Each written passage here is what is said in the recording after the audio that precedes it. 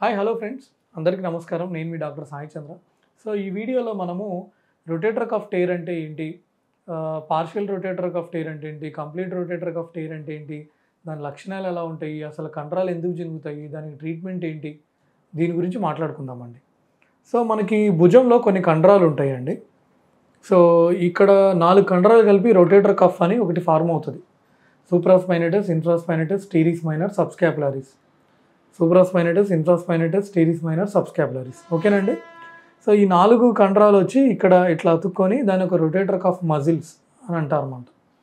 So ఎప్పుడైనా పడ్డా, దెబ్బ తగిలినా, ఏదైనా యాక్సిడెంట్ అయినా చాలామంది ఏంటంటే ఎక్స్రే తీయించుకుంటారు, ఎక్స్రే బాగానే ఉంది కదా అనుకుంటారు.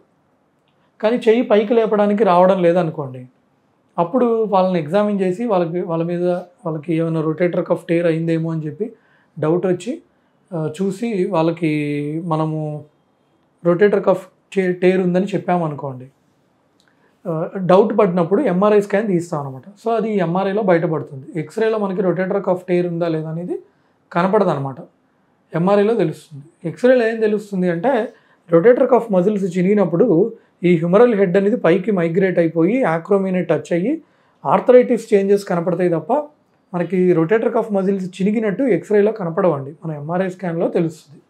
ఓకేనండి.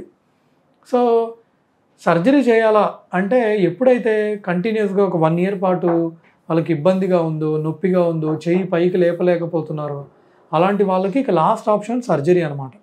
సో కంప్లీట్గా రొటేటర్ కఫ్ మజిల్స్ చినిగిపోతే ఏంటంటే వాళ్ళు చెయ్యి పైకి లేపలేరు, లేపిన టప్పని పడిపోతుంది. ఓకేనా. మనం ఎప్పుడు కూడా 2 షోల్డర్స్ మూమెంట్స్ ఎగ్జామిన్ చేయాలండి. 2 షోల్డర్స్ కూడా ఎగ్జామిన్ చేసి కంపేర్ చేస్తాం అనమాట. ఓకేనండి. సో ఆర్థ్రోస్కోపీ ద్వారా మనం రొటేటర్ కఫ్ రిపేర్ అనేది చేయడం జరుగుతుంది. ఇది one of the most advanced technique. So మనము ఎండోస్కోపీ, లాప్రోస్కోపీ మీరు వినే ఉంటారు, అట్లా ఆర్థ్రోస్కోపీ అంటే జాయింట్ లోపలికి కెమెరా వేసి చూడడం అనమాట. సో అప్పుడు కఫ్ మజిల్స్ ఎలా ఉన్నాయో చూసి, కఫ్ కనుక చినిగిపోతే దాని బెడ్ నీట్గా ప్రిపేర్ చేసి అక్కడ యాంకర్ వేసి, మళ్ళీ దాంట్లో సింగిల్ రో, డబుల్ రో అని కూడా ఉంటాయి టెక్నిక్స్. సో వేసి కఫ్లోంచి బైట్స్ తీసుకొని దాన్ని అక్కడ కూర్చోబెట్టి నాట్స్ వేస్తామన్నమాట. అది రొటేటర్ కఫ్ రిపేర్ అంటే చేసే సర్జరీ ప్రొసీజర్ అది. ఓకేనా అండి. సో సర్జరీ చేసిన తర్వాత మీకు కంప్లీట్గా మళ్ళీ మూమెంట్స్ ఉంటాయండి. కాకపోతే ఏంటంటే మీరు కరెక్ట్ టైంలో రావాలి. మీరు లేట్గా వచ్చి ఆల్రెడీ మజిల్స్ అని బాగా అట్రఫీ అయిపోయి మజిల్స్ అన్ని వీక్ అయిపోయినాయి అనుకోండి, చేసినా కానీ అంత పెద్ద రిజల్ట్ ఉండకపోవచ్చు. మళ్ళీ ఆర్థరైటిస్ కనుక డెవలప్ అవుతే అప్పుడు మళ్ళీ వేరే రకాల సర్జరీలు చేయాలి. ఓకేనా.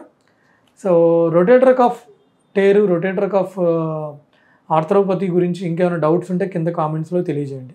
సో సర్జరీ అనేది ఆర్థ్రోస్కోపీ ద్వారా చేస్తాము. మళ్ళీ దాంట్లో యాంకర్స్, మెటల్ యాంకర్స్ ఉంటాయి, ఆల్ సూచర్ యాంకర్స్ కూడా ఉంటాయి. సో పేషెంట్ యొక్క కండిషన్ బట్టి, బోన్ కండిషన్ బట్టి వాడి దానికి రిపేర్ అనేది చేయడం జరుగుతుంది. సో మీకు గనక ఇంకేమన్నా రొటేటర్ కఫ్ టేర్స్ గురించి, రొటేటర్ కఫ్ వీటి గురించి ఏమైనా డౌట్స్ ఉన్నా కింద కామెంట్స్లో తెలియజేయండి. సో ఇందాక నేను చెప్పినట్టు ఇది ఎక్స్రేలో తెలియదండి. డౌట్ వస్తే ఎంఆర్ఐ స్కాన్ చేయిస్తాము, ఎంఆర్ఐలో తెలుస్తుంది.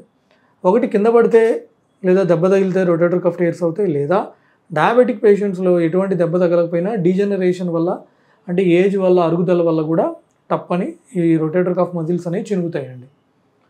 సో ఆర్థ్రోస్కోపీ ద్వారా చేసే ప్రొసీజర్ ఇది, లేదా మినీ ఓపెన్ ద్వారా కూడా చేయొచ్చు. మినీ ఓపెన్ అంటే చాలా చిన్న ఇన్సిషన్ ఇచ్చి చేస్తాము, హార్డ్లీ ఒక 4-5 centimeters ఇన్సిషన్ ఇచ్చి చేస్తాం అనమాట.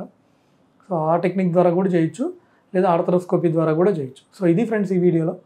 మీకు ఇంకేమైనా డౌట్స్ ఉంటే కింద కామెంట్స్లో తెలియజేయండి. Thanks for watching. బాయ్.